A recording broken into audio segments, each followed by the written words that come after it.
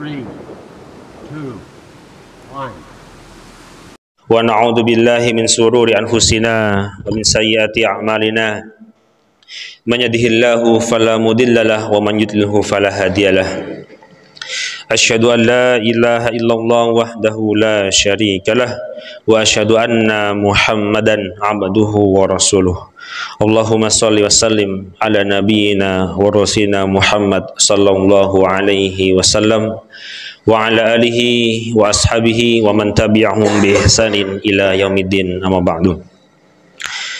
Bapak Ibu jamaah salat subuh rahimani Allah, kita senantiasa bersyukur kepada Allah Subhanahu wa taala atas segala nikmat yang Allah berikan kepada kita, serta kenikmatan hidayah yang Allah selalu Allah berikan kepada kita, dan kita berharap kepada Allah Subhanahu wa taala untuk diberikan hidayah hingga ajal menjemput kita. Bapak Ibu jamaah salat subuh rahimakumullah, salah satu penyakit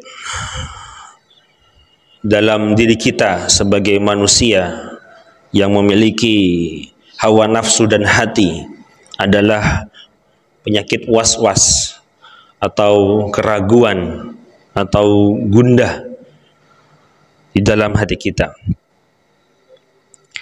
Bagaimana cara kita untuk bisa mengobati penyakit was-was ini? Bahkan tatkala kita berada dalam keadaan sholat, tentu seringkali kita diganggu oleh syaitan untuk bisa melupakan kekhusyuan kita kepada Allah Subhanahu wa taala tatkala kita sholat. Entah dengan berbagai macam faktor, baik yang sering terjadi di dalam diri kita adalah faktor pikiran, atau mungkin tatkala kita lengah daripada bacaan-bacaan sholat kita kembali memikirkan yang lain atau memikirkan hal-hal yang selayaknya tidak harus untuk kita pikirkan dalam sholat kita. Kejadian was-was ini merupakan penyakit yang harus kita hindari bersama, yaitu bisikan terhadap jiwa kita, yaitu baik gangguan dari syaitan maupun dari manusia itu sendiri. Hal ini jelas di dalam surat An-Nas disebutkan min syarril waswasil khannas, yaitu dari kejahatan atau bisikan. Dalam bahasa Arab waswasun atau waswasa yuwaswisu, itu artinya mengganggu, artinya menyalahi, menggoda, dari khannas yang tersembunyi, yang tidak terlihat. Di dalam hati kita tak terlihat, di dalam jiwa kita tidak bisa terlihat. Andai saja was-was ini bisa berbentuk cairan atau berbentuk padat, tentu kita bisa menghalanginya. Mungkin kalau cairan kita bisa halangi dengan kita membuat tameng dalam depan kita atau kanan kita atau di atas kita. Namun was-was ini atau gangguan syaitan ini tidak berbentuk apa-apa, yang langsung masuk di dalam pikiran kita, yang masuk langsung dalam hati kita. Dan kita berusaha untuk selalu kembali ke dalam kekhusyuan kita, kembali ke dalam niat kita untuk beribadah kepada Allah Subhanahu wa taala.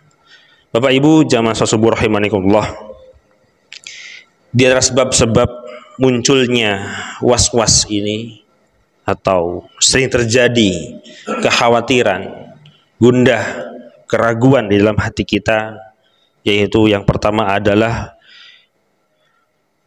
minimnya ilmu syariah, atau kita jarang mengetahui pengetahuan tentang isi Al-Quran dan As-Sunnah. Tatkala kita betul-betul memahami dan mentadaburi isi daripada Al-Quran dan As-Sunnah, insya Allah atas apa yang kita kerjakan itu semuanya sesuai dengan Al-Quran dan As-Sunnah. Tatkala kita sholat, kita paham apa yang kita baca, kita paham dan kita meresapi, kita membaca sesuai dengan apa yang dituntunkan oleh Rasulullah SAW, maka insya Allah kekhusyuan itu akan tetap terjaga. Maka berbeda, salat ini merupakan ibadah yang kita harus menggunakan bahasa Arab. Namun ada ibadah yang sah hukumnya, sebagaimana umroh ataupun haji. Tatkala mereka yang umroh atau haji itu tidak bisa berbahasa Arab, berbahasa Madura, atau bahkan buta huruf pun sah untuk bisa melakukan ibadah itu selagi mereka bisa memenuhi rukun-rukun dari umroh ataupun haji. Berbeda dengan sholat. Sholat menggunakan bahasa Arab, dan tentu kita sebagai seorang yang hidup di Indonesia mungkin tidak biasa menggunakan bahasa Arab, dan bacaan sholat pun sudah baku, sudah jelas. Nah, ini yang penting bagi diri kita. Tatkala kita sholat, maka kita berupaya untuk memahami bacaan-bacaan apa yang kita baca, apa yang kita doakan di dalam sholat kita. Bapak Ibu jamaah sholat subuh rahimakumullah, yang kedua adalah kelemahan iman di dalam diri kita. Dan tentu syaitan akan masuk tatkala kita al-imanu yankus wa yazidu wa yankus. Al-imanu yazid bitta'ah wa yankus bil ma'siyah. Iman itu akan meningkat tatkala dengan ketaatan, tatkala dia betul-betul merasa semangat untuk beribadah kepada Allah Subhanahu wa taala. Dan al-imanu yankus bil ma'siyah, dan iman itu akan pasti berkurang dengan adanya maksiat. Dan kita berusaha sebagai hamba Allah Subhanahu wa taala untuk selalu dihindari daripada maksiat-maksiat. Maksiat banyak sekali, baik maksiat yang sangat mudah kita lakukan adalah maksiat menggunakan lisan kita, menggunakan mata kita, menggunakan telinga kita. Maka kita berusaha untuk menjaga indera mulut kita, indera telinga, mata kita. Karena ini tiga hal ini yang akan menjadi faktor untuk kita bisa berbuat maksiat. Dan terutama hati kita. Tatkala kita, pasti kita sebagai manusia memiliki hawa dan nafsu, berusaha untuk selalu kembali ke jalan Allah Subhanahu wa taala. Yang ketiga, Bapak Ibu jamaah sholat rahimahullah, adalah lalai dalam mengingat Allah Subhanahu wa taala. Kita selayaknya sebagai umat Rasulullah SAW disunahkan untuk selalu berzikir, bertasbih, beristighfar, bertahmid, bertakbir, subhanallah walhamdulillah wala ilaha illallah wallahu akbar la haula wala quwata illa billah. Hal ini sangat mudah sekali, namun tidak hanya berupa lisan, tetapi kita betul-betul memaknai apa yang kita baca dalam zikir-zikir kita.